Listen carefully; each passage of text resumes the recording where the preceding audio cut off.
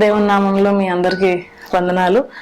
మరొకసారి ఇలా మీతో కలుసుకొని దేవుని వాక్యం కొద్దిసేపు ధ్యానించడానికి దేవుడు ఇచ్చిన అవకాశాన్ని బట్టి దేవాది దేవుడికి వేలాది వందనాలు చెల్లించుకుంటున్నాను. మనందరికీ తెలిసిన ప్రకారంగా బైబిల్లో దేవుడు స్త్రీలకి కూడా ఎక్కువ ప్రాధాన్యత ఇచ్చాడు. అంటే చాలాగా మనం సొసైటీలో చూసినట్టయితే ఎక్కువ మేల్ డామినెంట్ సొసైటీగా మనం చూస్తాము.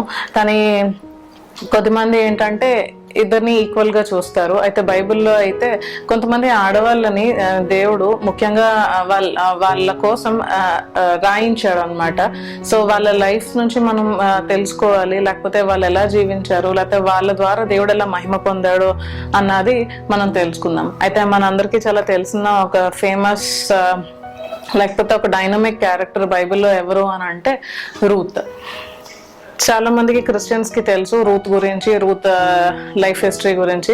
అయితే తెలియని వాళ్ళకు కూడా కొంతమంది చూస్తున్నారు కాబట్టి కొద్దిగా ఇంట్రొడక్షన్ లేకపోతే రూత్ సంబంధించి బైబిల్లో ఏమని రాయబడి ఉన్నదో మనం ఈరోజు ధ్యానించుకుందాం. సో దాన్ని బట్టి మనం ఈరోజు ఏం నేర్చుకుంటామో చూద్దాం. అయితే ఒక ఇజ్రాయెల్ కుటుంబంకి చెందిన నయోమి అనే ఒక ఆవిడ వాళ్ళ భర్తతో కలిపి వాళ్ళిద్దరు కొడుకులు మోయాబు దేశానికి వెళ్ళిపోతారు.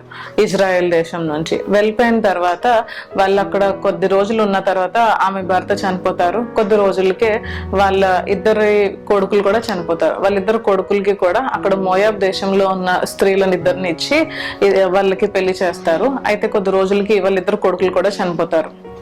వాళ్ళు మహలోను కిహ్లోను. వాళ్ళిద్దరు భార్యలు రూత్, ఓర్పా. అయితే కొద్ది రోజుల తర్వాత వాళ్ళు కూడా చనిపోయిన తర్వాత నయోమి వాళ్ళ కోడలతో అంటుంది, అమ్మ ఇంక నాకు ఇక్కడ ఎవరు లేరు, నేను మళ్ళీ నా దేశానికి లేకపోతే నా ప్రదేశానికి నేను వెళ్ళాలనుకుంటున్నాను. మీరు ఇంకా యవ్వనస్తురాలుగా ఉన్నారు కాబట్టి మీరు మీ పుట్టింటికి లేకపోతే మీ పేరెంట్స్ ఇంటికి మీరు వెళ్ళిపోండి, మళ్ళీ మీరు పెళ్లిళ్ళు చేసుకుని మీరు ఒక కొత్త లైఫ్ స్టార్ట్ చేయండి అని చెప్తారు వాళ్ళిద్దరు కోడలకి. అయితే ఇద్దరు కోడళ్ళు ఏడుస్తారు. ఏడ్చిన తర్వాత ఒక కోడలు ఓర్ప తను ఏం చేస్తుంది అని అంటే అత్తని గట్టిగా ముద్దు పెట్టుకొని ఏడ్చుకుంటూ తను వాళ్ళ పుట్టింటికి వెళ్ళిపోతుంది వెనక్కి తిరిగి.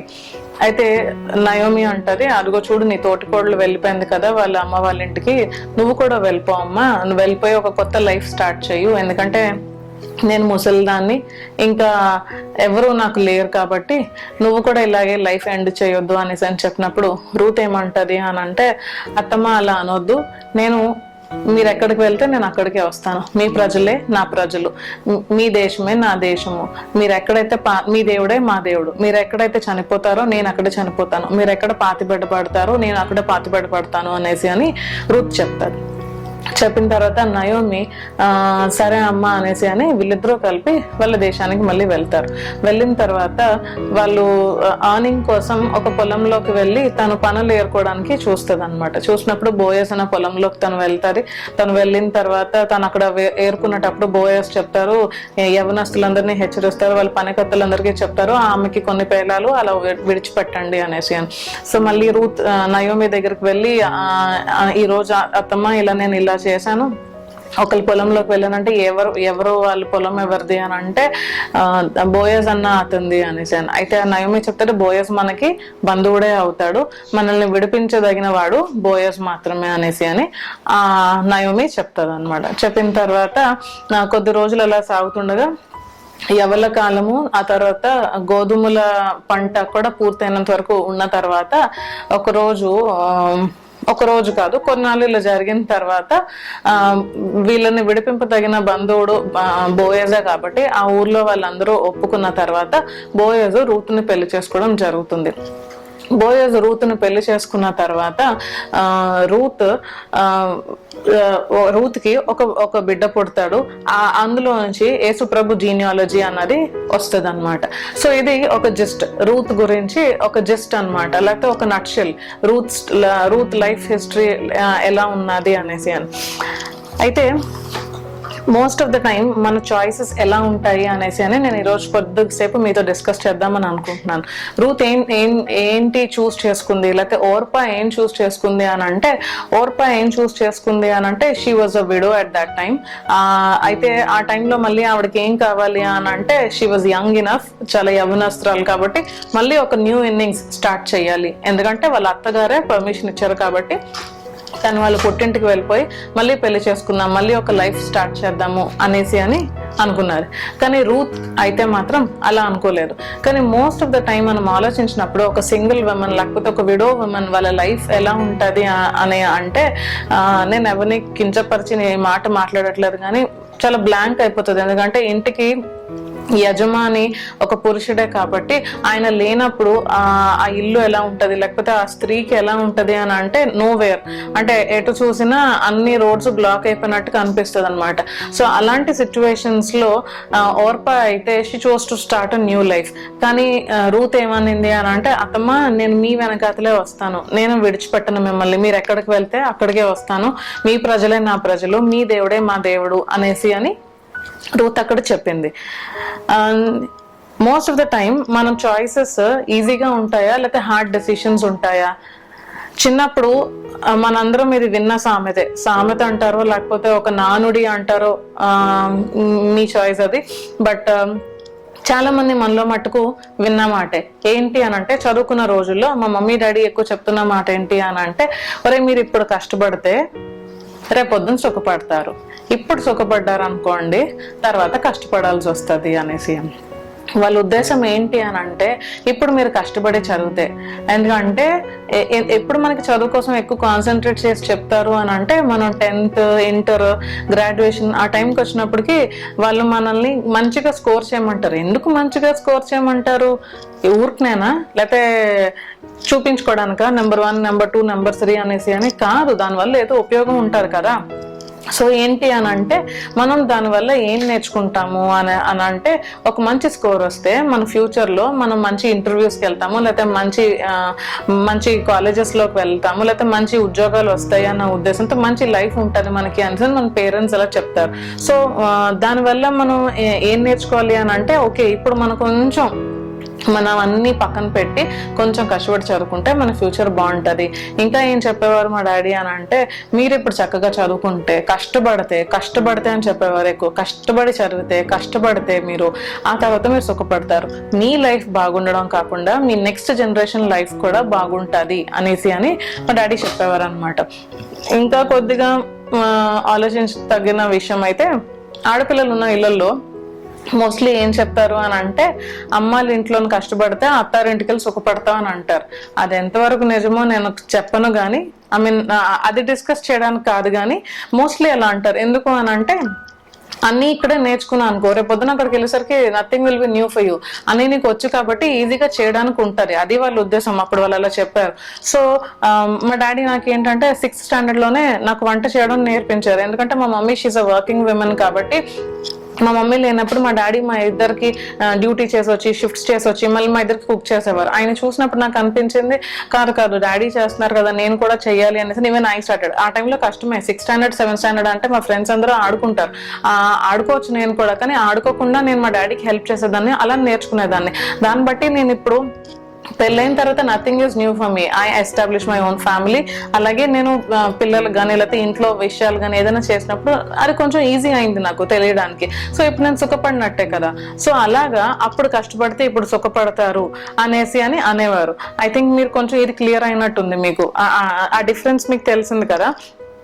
అలాగే మనం చాలా మటుకు మన లైఫ్లోని చాయిసెస్ చేసుకుంటాం, చాలా చాయిసెస్ చేసుకుంటాం. మన అన్ని విషయాల్లోనే ఒక చాయిసెస్ ఉంటాయి, కానీ అన్నిటికి 2 ఆప్షన్స్ ఉంటాయి. ఒకటి కష్టమైంది, ఒకటి ఈజీది ఉంటుంది.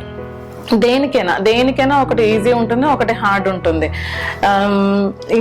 ఇంకా అర్థమైనట్టు చెప్పాలి అని అంటే, ఏదైనా గేమ్ తీసుకున్నాం అనుకోండి, అది మనం అది మనకు చాలా కష్టంగా ఉంది, మనం అది ఆడాలి, అన్ని లెవెల్స్ క్యారీ ఫార్వర్డ్ అయితేనే కానీ మనం ఆ ఎండ్కో లేకపోతే ఆ డెస్టినేషన్కో మనం ఒక గేమ్లో వెళ్ళలేము. కానీ అదే మనం నెట్లో చూసి దీనికి ఫ్లూక్స్ ఏమైనా ఉన్నాయా, లేకపోతే దీనికి ఏమైనా ఛాన్సెస్ ఉన్నాయా మధ్యలో వెళ్ళిపోవడానికి అని మన ఛాన్సెస్ చూసినప్పుడు మనకు అర్థమైపోతే ఆ లెవెల్స్ అన్ని ఫార్వర్డ్ అయ్యి వెళ్ళిపోతాం. కానీ అలా కాదు, లైఫ్ అలా అవ్వదు. Life is not a game కదా. సో మనం అలా ఫ్లూక్స్ గానో లేకపోతే ఏవో ఛాన్సెస్ తీసుకునో వెళ్ళేలా ఉండేది లైఫ్ అయితే అందరూ అలాగే క్యారీ ఫార్వర్డ్ అవుతారు. But that is not life. చాలా మటుకు మన లైఫ్ లో మనం చాయిసెస్ ఎలా చేసుకుంటాం, చాలా కష్టంగా ఉంటుంది. నా లైఫ్ లో ఒక చిన్న ఇన్సిడెంట్ నేను మీకు గుర్తు చేయాలనుకుంటున్నాను. 10th స్టాండర్డ్ ఇంటర్ ఆ టైంలో చర్చ్లో పాస్టర్ గారు లేకపోతే ఎప్పుడైనా గాస్పల్ మీటింగ్స్కి వెళ్ళినప్పుడు బహిరంగంగా సువార్తలు జరుగుతున్నప్పుడు తీసుకెళ్లేవారు మా పేరెంట్స్. అప్పుడు వెళ్ళినప్పుడు ఏంటి అని అంటే చాలా మట్టుకు పాస్టర్ గారు ఏంటంటే దేవుడు నిన్ను పిలుస్తున్నాడు, దేవుడికి నువ్వు కావాలి, నువ్వు ఈరోజు రక్షింపబడతావా, ఈ రోజే రక్షణ దినం అనేసి అని అలా చెప్తుండేవారు పాస్టర్ గారు. అయితే నేను ఆల్టర్ కాల్ ఇచ్చినప్పుడు అలా చూస్తున్నప్పుడు మా మమ్మీ మా డాడీ ఉంటే చుట్టూ చూసేదాన్ని, అందరి జనాల్ని చూసేదాన్ని. దేవుడు నన్ను ఒక్కదాన్ని ఎందుకు పిలుస్తాడు, చాలా మంది ఉన్నారు కదా అనేసి అనుకునేదాన్ని. So every time I use to post morn. చిన్నప్పటి నుంచి నాకైతే తెలుసు he's the living god, he's the only true god, he's the happening god అని నాకు తెలుసు. ఆయనే నిజమైన దేవుడు, ఆయనే నిజ రక్షకుడు అని నాకు తెలుసు. కానీ అది నేను యాక్సెప్ట్ చేయలేకపోతున్నాను. ఎందుకు అని అంటే ఆలోచించాను. ఒకసారి మా డాడీని అడిగాను, డాడీ ఏంటి ఇలా అంటున్నారు, నేను బాప్టిజం తీసుకోవడానికి నాకేమైనా అలా అనిపిస్తుందా అనేసి. ఏదైనా అనిపించాలి అని అంటే దేవుడు ప్రేరేపణ ఉండాలి కదా. ఆ ఏజ్ లో నాకు తెలిసేది కాదు. అయితే అంత ఈజీగా ఆ డెసిషన్ ఎలా తీసేసుకుంటాము. డాడీ అనేవారు నువ్వు ప్రేయర్ చేసుకో, మమ్మీ అనేది ప్రేయర్ చేసుకో, ఈజీ టాస్క్ ఏం కాదు, ప్రేయర్ చేసుకొని అది ఓకే నీకు దేవుడు ఏదైనా మాట్లాడితే అప్పుడు అది చెయ్యు, లేకపోతే that is not an easy thing. అదేదో చిన్న డ్రెస్ లాంటిది కాదు, వేసుకొని తీసేయడానికి అలాంటిది కాదు. సో చాలా జాగ్రత్తగా ఉండాలి అనేసి అని మా మమ్మీ చెప్పారనమాట. సో అప్పుడు నేను ఆలోచించినప్పుడు ఓకే బాప్టిజం తీసుకోవాలి అని అంటే నాలో కొన్ని నేను ఎడిఫై చేసుకోవాల్సినవి ఉన్నాయన్నమాట. నాలో కొన్ని తప్పిదాలు ఉన్నాయి, అవి నాకు క్లియర్గా కనిపిస్తున్నాయి. మోస్ట్ ఆఫ్ అస్ చాలా మందికి చాలా వీక్నెసెస్ ఉంటాయి. నా యంగ్ టైంలో ఒక బాలీవుడ్ యాక్టర్ అంటే నాకు చాలా ఇష్టం. ఎందుకంటే నేను సిగ్గుపడను ఇది చెప్పడానికి, ఎందుకంటే నాలాంటి స్టేజ్ లో చాలా మంది యవనస్తులు ఉండొచ్చు.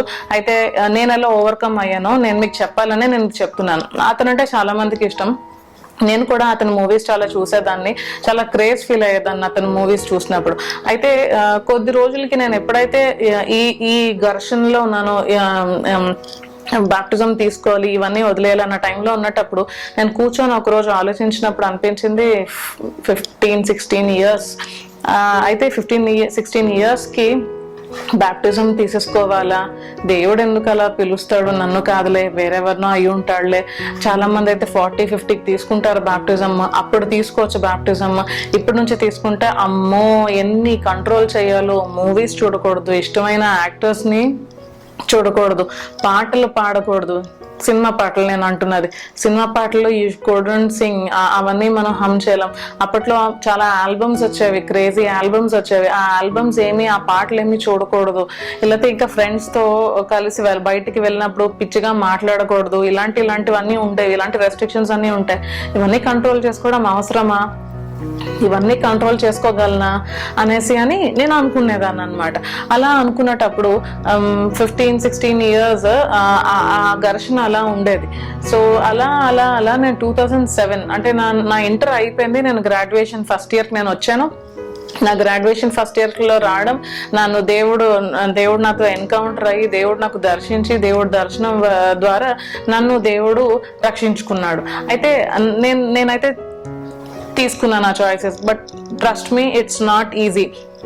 2002 నుంచి 2007 వరకు ఇట్ వాజ్ లైక్ అంటే సాఫ్ట్గా జరుగుతూ ఉండేది, కానీ నేను ప్రిపేర్ చేసుకోవడానికి అంత టైం పట్టింది నాకు. అన్నీ తెలుసుండి కూడా నా చాయిస్ ఏంటి అన్నది, ఆ చాయిస్ లేకపోతే ఆ డెసిషన్ తీసుకోవడానికి it took me so much time అనమాట. ఇవన్నీ నేను చేసుకోవడానికి ఈ టైంలోనే నన్ను నేను సరి చేసుకుంటూ రావడానికి కూడా దేవుడు నాకు చాలా హెల్ప్ చేశాడు అనమాట. డెసిషన్ ఇస్ వెరీ హార్డ్, చాలా కష్టం అవన్నీ కంట్రోల్ చేసుకోవాలంటే. మీరు అనొచ్చు అక్క ఎలా అక్క ఈ ఏజ్లో, మీ జనరేషన్ వేరు నా జనరేషన్ వేరు. ఐ టెల్ యూ, జనరేషన్తో పోల్చుకోకండి. 1st సెంచరీ నుంచి 21st సెంచరీ వరకు యేసుప్రభు ఒక్కడే అయి ఉన్నాడు. 1st సెంచరీ నుంచి 21st సెంచరీ వరకు పాపం కూడా ఒకటే అయి ఉన్నది. 1st సెంచరీ నుంచి 21st సెంచరీ వరకు యేసు ప్రభు పాపాలు ఎవరైతే ఒప్పుకుంటున్నారో వాళ్ళ పాపాలని రక్షిస్తూనే ఉన్నాడు. So it doesn't matter to which generation you belong or to which age you belong. అది కాదు మ్యాటర్, నువ్వు ఏ చాయిస్ తీసుకుంటున్నావు అనేసి అన్నదే మ్యాటర్ ఇక్కడ. అయితే ఆ రోజు నేను డిసైడ్ అయ్యాను, ఓకే మూవీస్ ఆపేద్దాము. ఆ యాక్టర్ అంటే క్రేజీ అయి ఉండొచ్చు, ఆ యాక్టర్ ఒక రోజు ముసలైపోతాడు, someone else will beat him over, ఇంకొక మంచి యాక్టర్ రావచ్చు, లేకపోతే ఆ తర్వాత ఇంకొక మంచి యాక్టర్ రావచ్చు. Okay I should stop watching movies అనేసి అని నేను డెసిషన్ తీసుకునేటప్పుడు you trust me it was very very very difficult for me. అయితే నా వల్ల కాలేదు అసలు, కానీ చూడకూడదు అని తెలుసు. ఎందుకు చూడకూడదు అని మీరు అనుకోవచ్చు కదా, ఎందుకు అంత కష్టపడి ఆపేసుకోవడం అమ్మా అని మీరు అనుకోవచ్చు, మీ మనసుల్లో అనుకుని ఉంటారు. నేను చెప్తాను ఎందుకు మానేసుకోవాల్సి వచ్చిందో బలవంతంగా. ఎందుకు మానేసుకోవాలంటే చిన్నప్పటి నుంచి మాకు సండే స్కూల్లో యేసు ప్రభు నిజమైన దేవుడు, ఎలా నిజమైన దేవుడు, ఇవన్నీ మాకు చెప్పుకుంటూ వచ్చారు. అయితే నాకు వివేచన జ్ఞానం లేకపోతే వన్స్ ఆ మెచ్యూర్డ్ ఏజ్ లేకపోతే ఆ మెచ్యూర్డ్ టైం నాకు వచ్చినప్పుడు I got to know who the real God is, I got to know who my real saviour is. అయితే ఆ సేవియర్ని నేను నిజంగా స్వీకరించాలి అని అంటే ఇప్పుడు నేను ఒక స్కూల్లోకి వెళ్ళాలి అంటే అడ్మిషన్ తీసుకోవాలి. అలా కాకుండా నేను ఈ స్కూల్ అని అంటే అవ్వదు. It's the same thing. నేను యేసు ప్రభుని స్వీకరించాను అనేసి అని అంటే బ్యాప్టిజం ఇస్ కంపల్సరీ. బ్యాప్టిజం లేకుండా నేను క్రిస్టియన్ని అని అంటే ఎవ్వరూ నమ్మరు, అండ్ అలా ఉండలేం కూడా. ఎందుకంటే we keep on getting tempted by the worldly pleasures. So దాన్ని బట్టి బ్యాప్టిజం తీసుకోవాలి. మీరు అనుకోవచ్చు ఎందుకమ్మా ఇంత కష్టపడి సినిమాలు ఆపేసుకోవడం, ఎవడు ఆపేసుకోమన్నాడు మిమ్మల్ని అనేసి. నేను ఎందుకు ఆపుకున్నాను అని అంటే ప్రతి క్రిస్టియన్కి ఒకటే ఉంటుంది ఇటర్నల్ గా. ఇప్పుడు కొంచెం కష్టపడితే, ఇప్పుడు కొంచెం టెంప్టేషన్స్ కంట్రోల్ చేసుకుంటే దేవుడు రాకడలో నన్ను గుర్తు చేసుకుంటాడు కదా, ప్రభు నన్ను తనతో పాటు తన రాజ్యంలో చేర్చుకుంటాడు కదా అని నాకు అప్పుడు దేవుడు నాతో మాట్లాడాడు. These all are temporary. ఒక రోజు చూస్తాము, ఇంకో రోజు మానేస్తాం, అలా అలా అలా అలా మానేస్తూ వస్తాం. ఇదంతా టెంపరరీ. చూసినా వచ్చేదేం లేదు, చూడకపోయినా వచ్చేదేం లేదు ఆ మూవీ ద్వారా. సో అలాంటప్పుడు వై సీయింగ్ దట్ నాకు ఆ థాట్ వచ్చిన తర్వాత I decided okay it's nothing, it took time, కానీ trust me I came over that problem, I came over that temptation.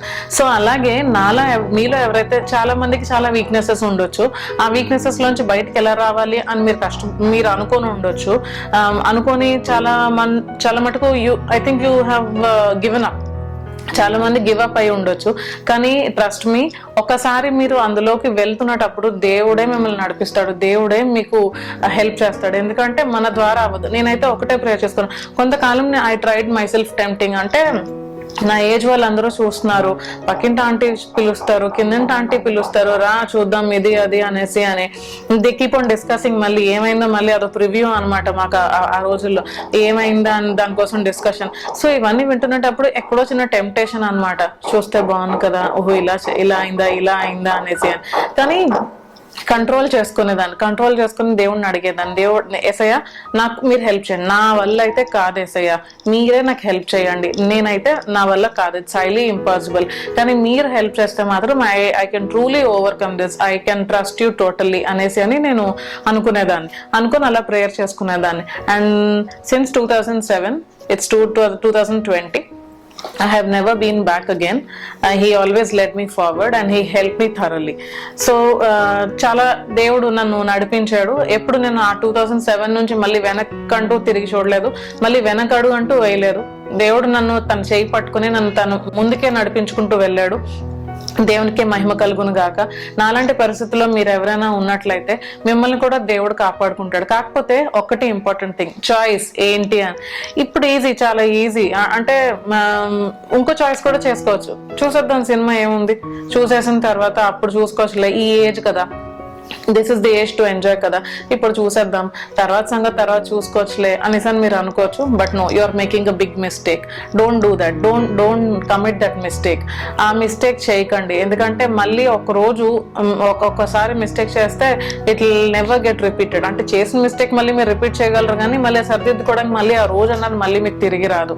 ఇంకా సింపుల్ గా మీకు చెప్తాను, చాలా మంది స్పోర్ట్స్ పర్సన్స్ వాళ్ళు సక్సెస్ అయ్యారు ఈ రోజుల్లో అని అంటే వాళ్ళ బయోగ్రఫీస్ మీరు చదివినట్టయితే, లేదా వాళ్ళ బయోపిక్స్ మీరు చూసినట్టయితే వాళ్ళు ఏదో ఒక లెసన్ వాళ్ళు చెప్తారు. You take PV Sindhu or you take Mary Kom or Sachin Tendulkar, whomever it may be, ఈ రోజు సక్సెస్ఫుల్ స్పోర్ట్స్ మెన్ ఎవరైనా మీరు చూసినట్టయితే వాళ్ళు చెప్తారు మీరు ఎలా ఇంత సక్సెస్ అయ్యారు, మీరు ఎలా అంటే కొన్ని వాళ్ళు కట్టి పెట్టుకున్నారంట, కొన్ని వాళ్ళు కంట్రోల్ చేసుకున్నారంట. స్పోర్ట్స్ పర్సన్స్ మనం అడిగితే వాళ్ళు చెప్తారు we gave up eating panipuri, we gave up eating junk food, we gave up our phone calls or we gave up our telephones అని చెప్తారు. ఫోన్స్ కి దూరంగా ఉంటాము మేము, పబ్లిక్ తో పాటు అంటే ఇంట్లో ఫ్యామిలీ గ్యాదరింగ్స్ కానీ అవి చాలా తక్కువ, because most of the time మాకు దొరికినప్పుడు మేము రెస్ట్ తీసుకుంటాం, the other time me go for practice. Junk food తినం మేము, జంక్ ఫుడ్ కి ఎవ్వరు టెంప్ట్ అవన వాళ్ళు ఉండరు, కానీ వాళ్ళు అలా కట్టి పెట్టుకొని ఉంటారు. వాళ్ళు అలా ఆ రోజు అది కట్టి పెట్టుకొని they took that decision or they took that choice to not eat that junk food, or they took that choice not to use telephones at that time, they took that choice not to spend more time on TVs. Other than that, they chose to spend more time on the work they are interested in. లేకపోతే వాళ్ళు ఒక goal పెట్టుకున్నారు, ఆ goal పెట్టుకొని ఆ goal వైపే వెళ్ళాలి అనేసి అని వాళ్ళు ఈ చాయిస్ తీసుకున్నారు. చాలా కష్టమైన చాయిస్ అది. అందరూ పానీపూరి తింటారు, వీళ్ళు ఒక్కలే తినకుండా చాలా నిష్టగా ఉండాలి. అందరూ వాళ్ళ ఏజ్ వాళ్ళందరూ సెల్ ఫోన్స్ తో లేకపోతే బిజీగా ఉండొచ్చు, లేదా టీవీ షోస్ ఇవి ఈ సిరీస్ నెట్ఫ్లిక్స్ ఇవన్నీ బిజీగా ఉండొచ్చు, కానీ వాళ్ళు అవన్నీ కంట్రోల్ చేసుకొని మోస్ట్ ఆఫ్ ద టైం వాళ్ళకున్న టైం వాళ్ళు ప్రాక్టీస్ లేకపోతే రెస్ట్ తీసుకుంటారు. కానీ వాళ్ళందరి గురించి మనం ఈరోజు మాట్లాడుకుంటున్నామా? పానీపూరి తిన్న వాళ్ళ కోసం మాట్లాడుకోం మనం ఈరోజు, లేకపోతే సెల్ ఫోన్స్ యూజ్ చేసి చాలా మంది ఎన్నో సిరీస్ చూసిన వాళ్ళ కోసం మాట్లాడుకున్నాం, ఎందుకంటే అందరూ చూస్తారు సిరీస్. కానీ ఎవరి కోసం మాట్లాడుకుంటున్నాం మనం ఈ రోజు అని అంటే, ఎవరైతే ఆ హార్డ్ డెసిషన్ తీసుకున్నారు. ఎందుకు ఆ హార్డ్ డెసిషన్ తీసుకున్నారు ఆ రోజు అని అంటే, వాళ్ళకి ఒక డెస్టినీ ఉన్నది, లేకపోతే ఒక ఎండింగ్ ఉంది, వాళ్ళకి ఒక మంచి ముగింపు ఉంటుంది. ది ఎండ్ పడే టైంకి ఒక మంచి ఎండింగ్ ఉంటుంది అనమాట. అదేంటి అని అంటే they become popular one day. అవునా కదా? సచిన్ టెండూల్కర్, మేరీ కామ్, పివి సింధు, వీళ్ళందరూ they gave up so many things, కానీ వాళ్ళ లైఫ్ లో at the end of the day what did they become అంటే they become popular, world wide popular. వాళ్ళు అసలు వాళ్ళు తెలియని వాళ్ళు అంటూ ఉండరు. ఎందుకు వాళ్ళు తెలియలేదు అని అంటే the choice they made, the tough choice they made to choose, and ఆ మార్గంలో వాళ్ళు వెళ్ళడానికి వాళ్ళు చూస్ చేసుకున్నారే, అదే ఇంపార్టెంట్.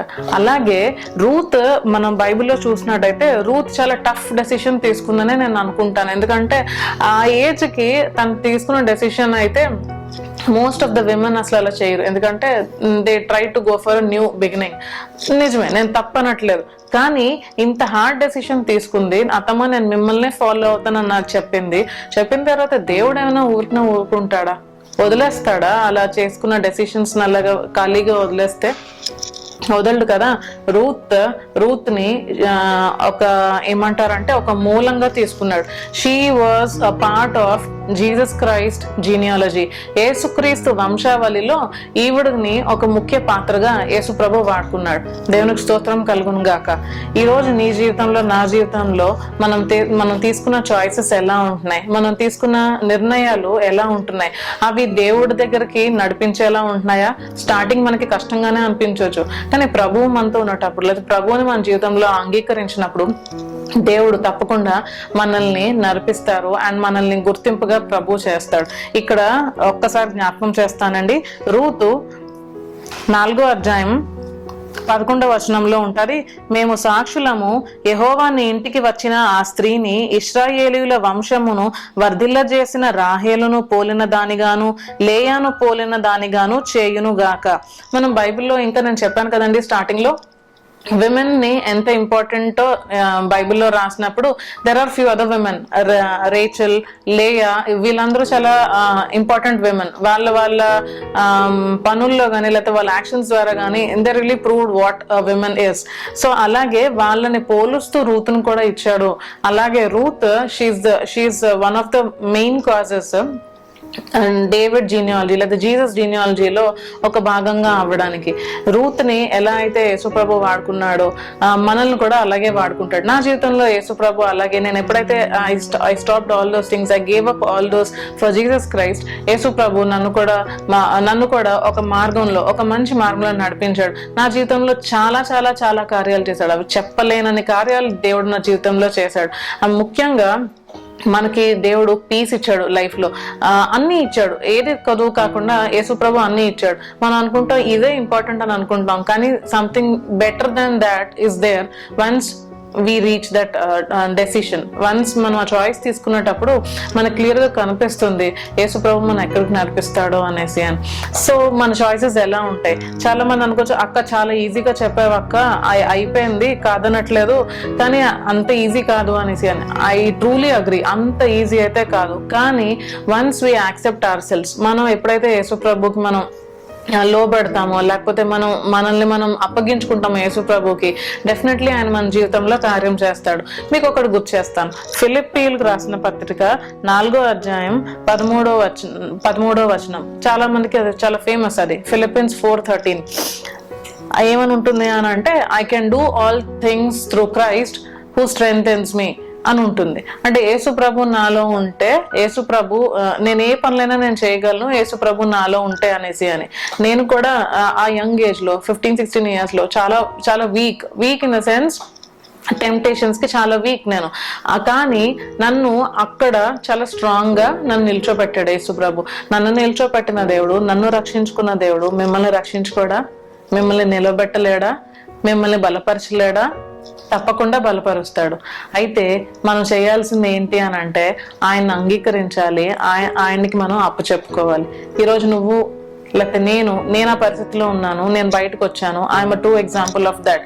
ఈరోజు మీలో ఎవరైనా అలాంటి సిచ్యువేషన్స్ లో ఉంటే ఒక్కసారి దేవుడికి అప్పచెప్పుకోండి. దేవుడు మీ జీవితాల్లో కార్యాలు చేస్తాడు అండ్ మిమ్మల్ని ఆయన కొరకు ఆయనకి సాక్షులుగా నిలబెట్టుకుంటాడు. Trust me, he's never gonna leave you. He's always gonna hold your hand. Praise the Lord.